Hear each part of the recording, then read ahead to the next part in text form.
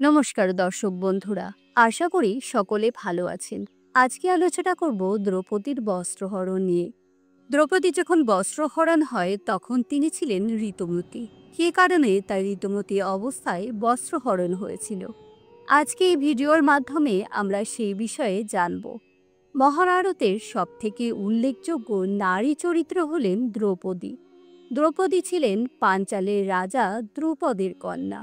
দ্রুপদ তার শত্রু দ্রোণাচার্যকে পরাজিত করার জন্য এক পুত্র কামেদা করে মহাযজ্ঞের আয়োজন করেন। সে মহাযজ্ঞের অগ্নি থেকে জন্ম হয়েছিল ধৃষ্টদ্যুম্নের। তার সাথে উত্থিতা হন দ্রৌপদী। তিনি ছিলেন একজন জ্ঞানী, বিচক্ষণ, তেজস্বিনী, স্পষ্টবাদিনী, ধর্মশীল এবং বুদ্ধিমতী নারী, যিনি সবসময় সত্য এবং ন্যায়ের পথে চলতেন। জটিল পরিস্থিতিতে তিনি সঠিক সিদ্ধান্ত নিতে পারতেন এবং অন্যায়ের বিরুদ্ধে রুখে দাঁড়াতেন।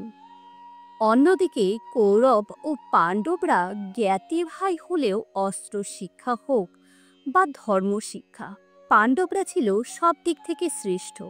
আর তাই ছিল কৌরবদের ঈর্ষার কারণ। শকুনি ও দুর্যোধন বার্নাবতে পাণ্ডবদের অগ্নিদগ্ধ করে হত্যার ষড়যন্ত্র করে, কিন্তু তা ব্যর্থ হয়। অন্যদিকে রাজা দ্রুপদ কন্যা দ্রৌপদীর স্বয়ংবর সভার জন্য এমন একটি যন্ত্র নির্মাণ করেন যার লক্ষ্যভেদ অর্জুন ছাড়া অন্য কারোর পক্ষে সম্ভব ছিল না। দ্রৌপদীর স্বয়ংবর সভায় অর্জুন লক্ষ্যভেদ করেন। এরপর পঞ্চপাণ্ডব দ্রৌপদীকে বিবাহ করে আবার হস্তিনাপুরে ফিরে আসেন। এতে দুর্যোধনের ক্রোধ বৃদ্ধি পায়, কারণ দ্রৌপদীর স্বয়ংবর সভা থেকে তাকে খালি হাতে ফিরে আসতে হয়েছিল। তাছাড়া পাণ্ডবরা ফিরে আসায় হস্তিনাপুরে উত্তরাধিকার সমস্যা আবার দেখা দেয়। তখন ধৃতরাষ্ট্র কুরু রাজ্যকে বিভাজন করে দেন এবং পাণ্ডবগণ ইন্দ্রপ্রস্থে তাদের সমৃদ্ধ নগরী স্থাপন করেন। এরপর শ্রীকৃষ্ণের পরামর্শে যুধিষ্ঠির রাজসযজ্ঞ করেন এবং ভারতবর্ষব্যাপী দিগ্বিজয় করতে থাকেন। ফলে যুধিষ্ঠির চক্রবর্তী সম্রাট রূপে পরিচিতি লাভ করেন এবং দ্রৌপদী হন তার সম্রাজ্ঞী। যুধিষ্ঠিরের কাছে রাজসযজ্ঞে আমন্ত্রণ পেয়ে দুর্যোধন যখন ইন্দ্রপ্রস্থে যান, তিনি পাণ্ডবদের ঐশ্বর্য দেখে ঈর্ষাগ্রস্ত হন।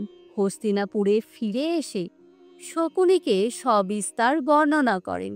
শকুনি জানান, যুদ্ধ দ্বারা এইসব কিছু হস্তগত করা যাবে না, ছল করে ছিনিয়ে নিতে হবে। এরপর তারা ধৃতরাষ্ট্রকে সবকিছু জানায় এবং পাশা খেলার আয়োজন করে। তারপর বিদুরকে পাঠায় পাণ্ডবদের আমন্ত্রণ জানাতে।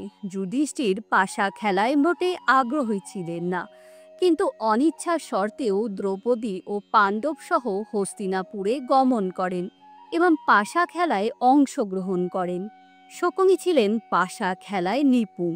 ধূর্ত শকুনির কাছে যুধিষ্ঠির একে একে সবকিছু হারতে লাগলেন। প্রথমে সব সম্পত্তি পণ রেখে হেরে গেলেন, তারপর নিজ ভ্রাতাদের হারলেন। অবশেষে যুধিষ্ঠির নিজেকে পণ রেখে নিজের স্বাধীনতা হারলেন। এরপর শকুনির কথায় যুধিষ্ঠির পত্নী দ্রৌপদীকেও পণ রাখলেন এবং এবারও তিনি হেরে গেলেন। দুর্যোধন তার অনুচরকে দ্রৌপদীকে সভায় নিয়ে আসার আদেশ দিলেন। অনুচরের মুখে সমস্ত কথা শুনে দ্রৌপদী সভায় আসতে অস্বীকার করলেন। তিনি জানতে চাইলেন যুধিষ্ঠির প্রথমে নিজেকে হেরেছেন নাকি তাকে, কারণ যুধিষ্ঠির যদি প্রথমে নিজের স্বাধীনতায় হেরে গিয়ে থাকেন তবে দ্রৌপদীকে পণ রাখা যুধিষ্ঠিরের অধিকারের বহির্ভূত। অনুচর সভায় এসে দ্রৌপদীর প্রশ্ন জানালে যুধিষ্ঠির কিছুই উত্তর দিতে পারলেন না। এরপর দুর্যোধন দুঃশাসনকে পাঠালো। দ্রৌপদী তাকে বললেন, সভায় গুরুজনরা রয়েছেন, আমি রজস্বলা, এক বস্ত্র পরিহিতা, এই অবস্থায় আমি সেখানে যেতে পারবো না। দুঃশাসন তাকে বলল, তুমি দাসী, তুমি রজস্বলা হও বা এক বস্ত্র পরিহিতা, এখনই তুমি কাঁদতে কাঁদতে সভায় তোমার প্রভু দুর্যোধনের নিকট উপস্থিত হও। কিন্তু তাতেই দ্রৌপদী সভায় আসতে অস্বীকার করলে দুঃশাসন দ্রৌপদীর কেশ ধরে বলপূর্বক তাকে সভায় নিয়ে এলো। এতে তার ওই একটি মাত্র বস্ত্র ছিঁড়ে গেল। বিক্ষিপ্ত কেশে অর্ধস্খলিত বসনে দ্রৌপদীকে সভায় আনা হলো। দ্রৌপদীর দুর্দশার জন্য ভীম যুধিষ্ঠিরকেই দায়ী করলেন। সভার মাঝে দুর্যোধন দ্রৌপদীকে নিজের বাম উরুতে বসতে বলল, কারণ সেই যুগে বাম উরু স্ত্রী, দাসী বা সেই সমস্ত নারীদের জন্য ছিল যাকে পুরুষরা ভোগ করতে চাইত। কর্ণ তাকে বেশ্যা বলে অভিহিত করল। দুর্যোধনের ভ্রাতাদের মধ্যে একমাত্র বিকর্ণ দ্রৌপদীর পক্ষে যুক্তি দিলেন। তিনি বললেন, যুধিষ্ঠির যে বিজিত হবার পর দ্রৌপদীকে পণ রেখেছিলেন, অতএব দ্রৌপদী বিজিত হননি, কিন্তু তাকে বালক বলে থামিয়ে দেয়া হলো। ভীম দুঃশাসনের বুক চিরে তার রক্ত পান করার এবং দুর্যোধনের উরু ভেঙে ফেলার প্রতিজ্ঞা করলেন। এরপর দুঃশাসন দ্রৌপদীর ওই ছেঁড়া বস্ত্র অর্থাৎ চির হরণ করার অপচেষ্টা করে, কিন্তু দ্রৌপদী শ্রীকৃষ্ণকে স্মরণ করেন। সভায় ধৃতরাষ্ট্র, দ্রোণাচার্য, ভীষ্মের মতো মহারথীরা যেখানে নীরব দর্শকের ভূমিকা পালন করেছিলেন, সেখানে শ্রীকৃষ্ণ দ্রৌপদীর ডাকে সাড়া দিয়ে তার লজ্জা নিবারণ করেন। সভায় শত শত বস্ত্র দ্রৌপদীর সম্মান রক্ষার্থে আবির্ভূত হয়ে তাকে আবৃত করে ফেলে। দুঃশাসন দ্রৌপদীর বস্ত্র ধরে টানতে লাগলো, কিন্তু তিনি নির্বস্ত্র হলেন না। পরিশেষে দুঃশাসন শ্রান্ত হয়ে মাটিতে পড়ে গেলেন। দ্রৌপদীর আত্মমর্যাদা বোধ ছিল অত্যন্ত প্রখর। কখনো তিনি কোনো অন্যায়কে প্রশ্রয় দিতেন না। যখনই অন্যায় হয়েছে তার বিরুদ্ধে তিনি রুখে দাঁড়িয়েছেন, পুরুষদের সামনে দাঁড়িয়ে তার বিরোধিতা করেছেন। এমনকি নিজের স্বামীদের প্রতি কোনো অন্যায় হতে দেখলেই তিনি তার প্রতিবাদ করেছেন। পঞ্চপাণ্ডবও তাকে সম্মান করতেন, তার সিদ্ধান্তকে গুরুত্ব দিতেন। এই কারণে তাকে ভরা সভায় এনে তার বস্ত্র হরণ করা হয়। এমনকি ঋতুমতী অবস্থায় যখন তিনি এক বস্ত্রে অন্দরমহলে ছিলেন, সেখান থেকে তাকে টেনে হিঁচড়ে ভরা সভায় নিয়ে আসা হয়। কারণ শকুনি, দুর্যোধন এরা সকলেই জানতেন পাণ্ডবরা নিজেদের অপমান মেনে নিলেও কখনো দ্রৌপদীর অপমান মেনে নিতে পারবেন না, আর তারা দ্রৌপদীর আত্মমর্যাদায় আঘাত আনতে চেয়েছিলেন, তাকে দাসী বানাতে চেয়েছিলেন।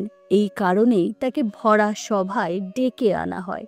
ঋতুমতী বলেও তাকে ছাড় দেওয়া হয়নি। সভায় উপস্থিত কর্ণ, দ্রোণাচার্য, ভীষ্ম চাইলে এই ঘটনাকে আটকে দিতে পারতেন, কিন্তু তারা তার প্রয়াস পর্যন্ত করেননি।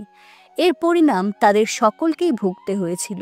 শরশয্যায় থাকাকালীন পিতামহ ভীষ্ম শ্রীকৃষ্ণকে প্রশ্ন করেছিলেন কেন তিনি এই যন্ত্রণা ভোগ করছেন। শ্রীকৃষ্ণ তার 100 জন্ম পূর্বের ঘটনা স্মরণ করিয়ে দিয়ে বলেছিলেন যে গত 100 জন্মে তিনি এত পুণ্যকর্ম করেছিলেন যে কোনো পাপ তাকে ছুঁতে পারেননি। এই জন্মে দ্রৌপদীর অসম্মান প্রত্যক্ষ করায় তার সমস্ত পুণ্যকর্ম ক্ষয় হয়েছে, তাই তিনি শাস্তি পাচ্ছেন। আসলে দ্রৌপদীর চরিত্রটি শুধু মহাভারতে সীমাবদ্ধ নয়। এই ঘটনার মাধ্যমেও দেখানো হয়েছে যে মানুষের ক্রোধ, ঈর্ষা, লোভ মানুষকে কতটা নিচে নামাতে পারে। এই ক্রোধ, ঈর্ষা, লোভই হলো অধর্ম।